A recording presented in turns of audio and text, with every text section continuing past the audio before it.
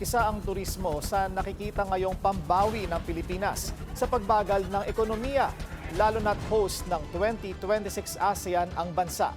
Yan ang agenda report ni Paulo Barcelon, live mula sa Mactan, Cebu.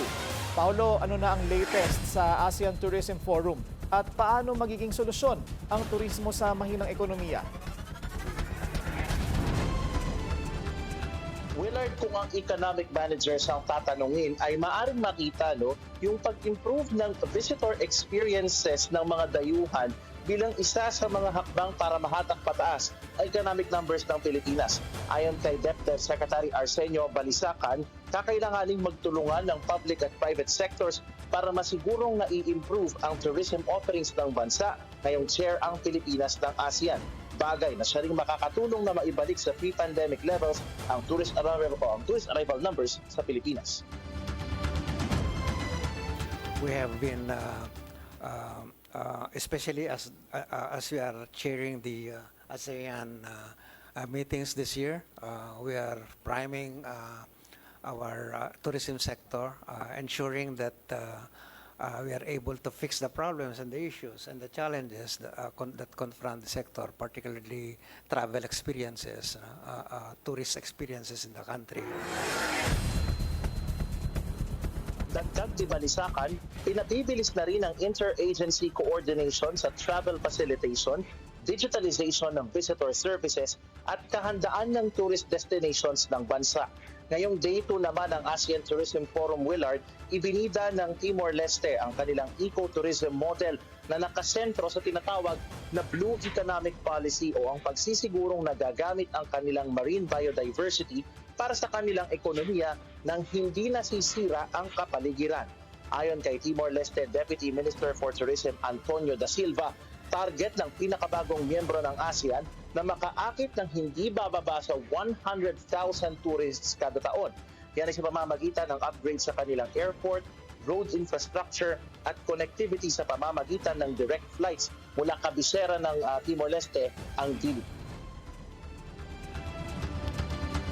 In terms of protecting our marine tourism, current government just launched the Blue Economic Policy, which is considered as a tourism as a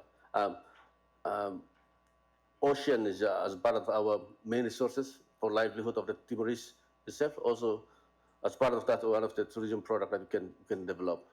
So the policy writing up all the regulations, taking benefits of the resources that we have, and then utilize those resources become economically value for our community, but at the same time protecting the resources that we have.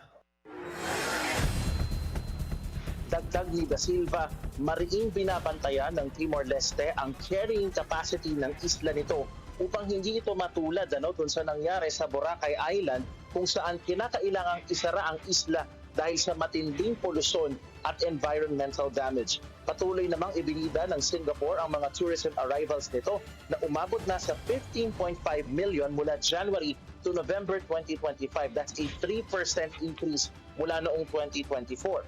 Ayon kay Singapore Tourism Board Director for Communications Kwang Soo Min, sa kabila yan ng iba't ibang kaganapan sa mundo at ng patuloy na paglago ng kanilang ASEAN market. Pasok sa top 10 tourist markets ng Singapore ang Pilipinas at lampas 661,000 tourists mula sa ating bansa ang pumunta ng Singapore noong 2025.